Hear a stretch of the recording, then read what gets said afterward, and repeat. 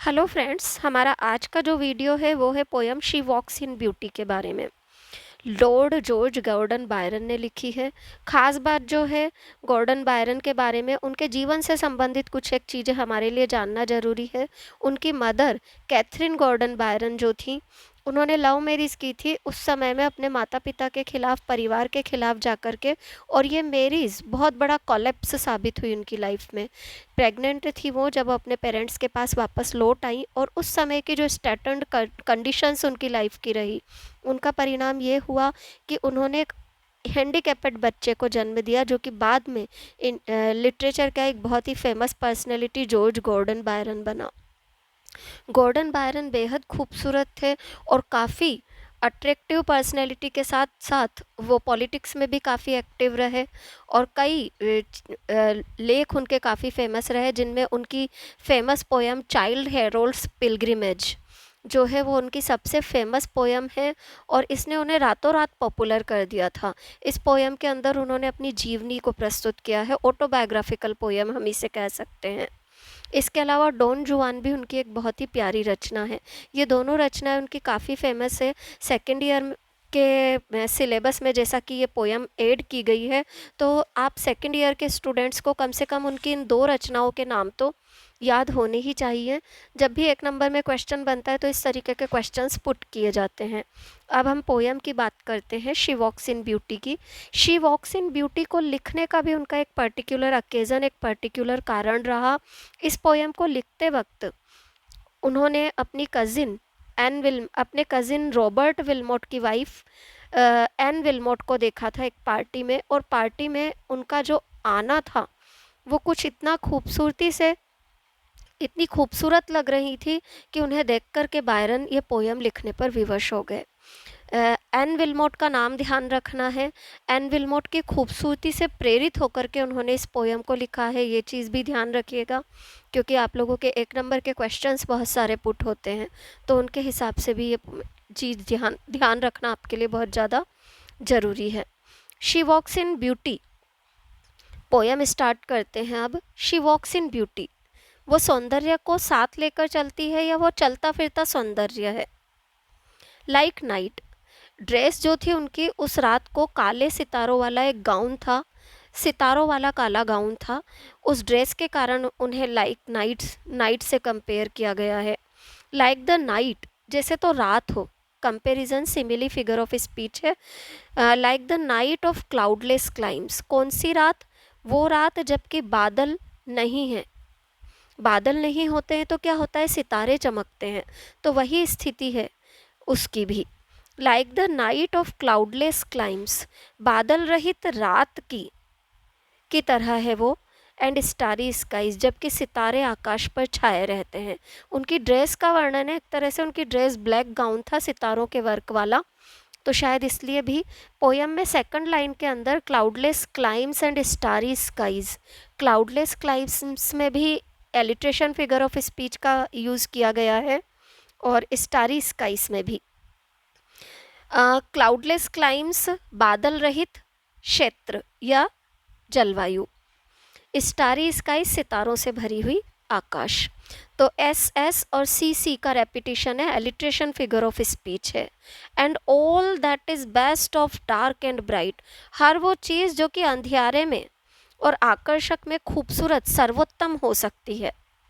Meet in her aspect, वो कहाँ मिलती है?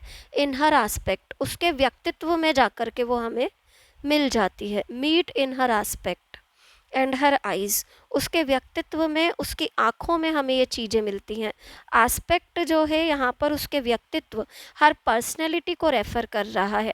सेकंड लाइन में एलिट्रेशन फिगर ऑफ स्पीच है, फर्स्ट लाइन में लाइक वर्ड का यूज़ हुआ है, जहाँ पर कि उसके व्यक्तित्व को या उसके ड्रेस को कंपेयर किया गया है नाइट ऑफ क्लाउडलेस क्लाइम्स से, ऐसी रात जबकि बादल नहीं है, सितारे छाए हुए हैं। आगे देखिएगा फिफ्थ लाइन से, 10 मैलोड, तो वो परिपक्वता पाती है। मैलोड, परिपक्वता पाना। टू दैट टेंडर लाइट, उस नजाकत से भरी हुई रोशनी से उसे परिपक्वता मिली है।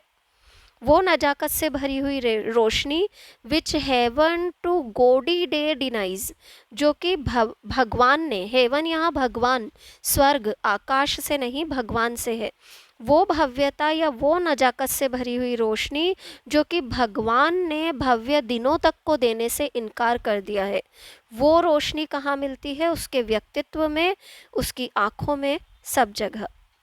वन शेड द मोर, उसके व्यक्तित्व में बोलता है पोइट, कुछ भी कम ज़्यादा करने की ज़रूरत नहीं है, वो जैसी है परफेक्ट है। कई बार होता है सुंदर व्यक्ति के बारे में हम कहते हैं बस जरा से होठ और अच्छे होते, जरा सी आंखें और खूबसूरत होती तो बहुत ही सुंदर लगती, परंतु यहाँ पर एन विल्मोट की जो खूबसूरती है वो कैसी है? That was perfect. One shade the more, एक भी छाया ज़्यादा, वन रे द लेस, एक भी छाया कम, यानी कि कुछ भी कम करने की ज़रूरत नहीं है। रे का मतलब किरण होता है, यानी कि अंश भर भी ज़्यादा या कम हमें करने की ज़रूरत नहीं है। परिणाम क्या होगा वरना? हेड हाफ इम्पेयर्ड, हम आधा नुकसान पहुंचा देंगे। द नेमलेस ग्रेस, उसके व्यक्तित्व की जो गुमनाम गरिमा है, नेमलेस गुमनाम, हम नाम नहीं दे सकते, उसमें जो गरिमा है, उसकी जो शोभा है, उसको हम नाम नहीं दे सकते, उस गुमनाम गरिमा को हम आधा नुकसान पहुंचा देंगे, आधी चोट पहुंचा देंगे अगर उसके व्यक्तित्व में हम कुछ भी कम या ज़्यादा करने की कोशिश करते हैं तो। इम्पेयर्ड, नुकसान पहुंचाना। Which waves in every raven trees, वो गुमनाम गरिमा जो कि हर घनियारे पेड़ पर मंडराती है। रेवन यानी काले रंग का जो चिड़िया होती है उसे बोलते हैं यहाँ घने से है, हर घने पेड़ पर जो लहराती है गरिमा, उस गरिमा को नुकसान पहुंचा देंगे हम आधा। और सॉफ्टली लाइटन ओवर हर फेस, वो गरिमा जो कि आगे आती है हल्के से और उसके चेहरे को रोशन कर देती है। लाइटन, रोशन कर देना, ओवर हर फेस, उसके चेहरे पर रोशन कर देती है, रोशनी फैला देती है जो गरिमा। वे हर थॉट्स, अब चेहरा कैसा है? वहाँ पर विचार हैं। सीरीनली स्वीट एक्सप्रेस, और ये विचार क्या करते हैं? सीरीनली, बड़ी ही गंभीरता से, सीरीनली, ये विचार बड़ी ही गंभीरता से एक्सप्रेस करते हैं, प्रकट करते हैं। क्या प्रकट करते हैं? हाउ प्योर, कि कितना पवित्र है, हाउ डियर, कितना प्यारा है, देयर ड्वेलिंग प्लेस, उन विचारों के निवास का स्थान, यानी कि उसके चेहरे पर जो विचार आते हैं या उसके चेहरे के जो भाव हैं उनसे ही ऐसा लगता है कि कितनी खूबसूरत जगह पर ये विचार जा कर के रहते हैं, कितने प्यारा चेहरा है। एंड ऑन दैट चीक, और जो वो उसके गाल हैं, on that cheek, and over that bro, bro यानी मस्तक, माथा, आईब्रो के ऊपर का हिस्सा, ओवर दैट ब्रो, और जो उसका मस्तक है, ओवर दैट ब्रो, मस्तक, माथा। सो सॉफ्ट सो काम, वहाँ पर बड़ी ही मधुर, सो काम, बड़ी ही शांत, यट एलोक्वेंट, परंतु बिल्कुल भव्य शब्दों में, एलोक्वेंट बहुत ही अच्छे शब्दों में, भव्य तरीके से, अच्छे तरीके से। द स्माइल्स, उसके गालों पर, उसके माथे के ऊपर बड़ी ही शांत और बड़ी ही मधुर सी मुस्कान है पूरे चेहरे पर। दैट विन द टेंट्स, वो मुस्कान जो कि उन छोटी मोटी कमियों को, टेंट्स से हल्की फुल्की कमियाँ, हल्की फुल्की कमियाँ, दैट ग्लो, जो उजागर होती भी हैं या चमकती भी हैं, तो उसकी स्माइल पर्याप्त है उन छोटी छोटी कमियों को जीतने के लिए या ख़त्म करने के लिए। बट टेल ऑफ डेज, और उसकी मुस्कान उन दिनों की कहानी कहती है। टेल ऑफ डेज, उन दिनों की बात करती है, उन दिनों के बारे में वर्णन करती है उसकी मुस्कान। कौन से दिन? इन गुडनेस स्पेंट, जिन दिनों को उसने भलाई या अच्छाई में बिताया है, यानी कि उसके व्यक्तित्व, उसके चेहरे की मुस्कान और सब कुछ, जिस तरीके से वो खुद को प्रस्तुत कर रही है उस पार्टी में, उस तरीके से ही ये पता चल जाता है कि ये एक ऐसा व्यक्तित्व है जिसने भलाई में ही अपना जीवन बिताया है। Goodness spent.